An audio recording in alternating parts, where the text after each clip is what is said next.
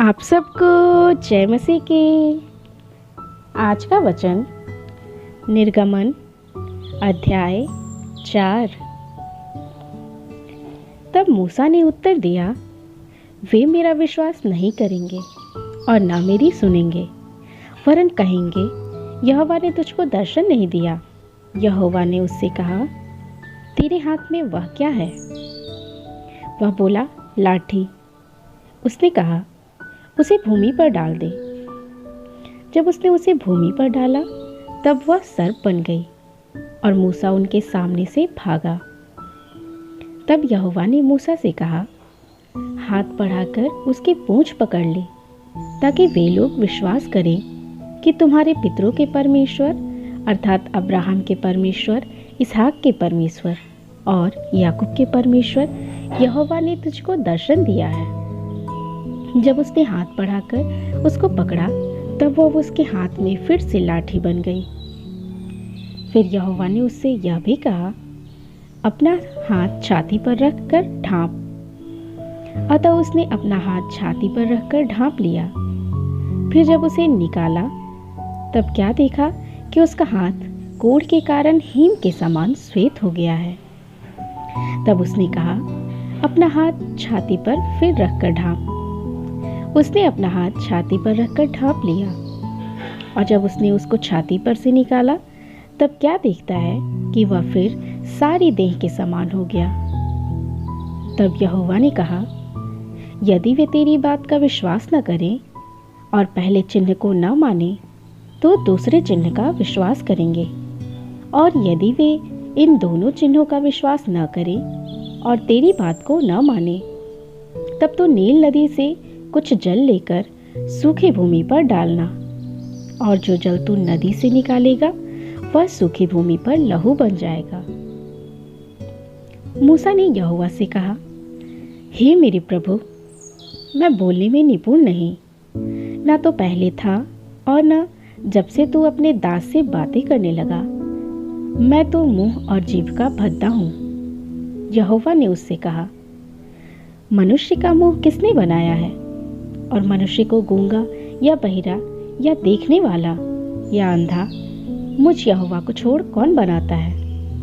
अब जा, मैं तेरे मुख के संग होकर जो तुझे कहना होगा वह तुझे सिखलाता जाऊंगा। उसने कहा, हे मेरे प्रभु, कृपया किसी और को तू भेज दे। तब यहोवा का कोप मूसा पर भड़का और उसने कहा, क्या तेरा भाई लेवी हारून नहीं है? मुझे निश्चय है कि वह बोलने में निपुण है और वह तुझसे भेंट के लिए निकला आता है और तुझे देखकर मन में आनंदित होगा। इसलिए तो उसे ये बातें सिखाना और मैं उसके मुख के संग और तेरे मुख के संग होकर जो कुछ तुम्हें करना होगा वह तुमको सिखलाता जाऊंगा। वह तेरी ओर से लोगों से बातें किया करेगा। वह तेरे लिए मुंह और तू उसके लिए परमेश्वर ठहरेगा। और तू इस रीति इस लाठी को हाथ में लिए जा और इसी से इन चिन्हों को दिखाना। तब मूसा अपने ससुर इत्रो के पास लौटा और उससे कहा, मुझे विदा कर कि मैं मिस्र में रहने वाले अपने भाइयों के पास जाकर देखूं कि वे अब तक जीवित हैं या नहीं। इत्रो ने कहा, कुशल से जा। और यहोवा ने मिद्यान देश में मूसा से कहा, मिस्र को लौट जा, क्योंकि जो मनुष्य तेरे प्राण के प्यासे थे वे सब मर गए हैं। तब मूसा अपनी पत्नी और बेटों को गदहे पर चढ़ाकर मिस्र देश की ओर परमेश्वर की उस लाठी को हाथ में लिए हुए लौटा।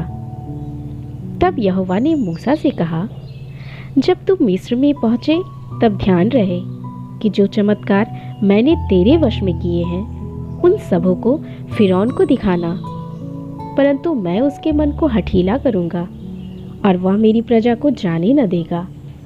और तू फिरौन से कहना, यहोवा यूं कहता है कि इस्राएल मेरा पुत्र वरन मेरा जेठा है, और मैं जो तुझसे कह चुका हूँ कि मेरे पुत्र को जाने दे कि वे मेरी सेवा करें, और तूने अब तक उसे जाने नहीं दिया। इस कारण मैं अब तेरे पुत्र वरन तेरे जेठे को घात करूंगा। तब ऐसा हुआ कि मार्ग पर सराय में यहोवा ने मूसा से भेंट करके उसे मार डालना चाहा। तब सिपोरा ने एक तेज चकमक पत्थर लेकर अपने बेटे की खलड़ी को काट डाला और मूसा के पांव पर यह कहकर फेंक दिया, निश्चय तू मेरे लिए लहू बहाने वाला मेरा पति है। तब यहोवा ने उसको छोड़ दिया। उस समय खतने के कारण वह बोली, तू लहू बहाने वाला पति है। तब यहोवा ने हारून से कहा, मूसा से भेंट करने को जंगल में जा। वह गया और परमेश्वर के पर्वत पर उससे मिला और उसको चूमा। तब मूसा ने हारून को यह बात बतलाया कि यहोवा ने क्या क्या बातें कहकर उसको भेजा है और कौन कौन से चिन्ह दिखाने की आज्ञा उसे दी है। तब मूसा और हारून ने जाकर इस्राएलियों के सब पुरनियों को इकट्ठा किया और जितनी बातें यहोवा ने मूसा से कही थी वह सब हारून ने उन्हें सुनाई और लोगों के सामने वे चिन्ह भी दिखलाए और लोगों ने उनका विश्वास किया। और यह सुनकर कि यहोवा ने इस्राएलियों की सुधि ली और उनके दुखों पर दृष्टि की है, उन्हें सिर झुकाकर दंडवत किया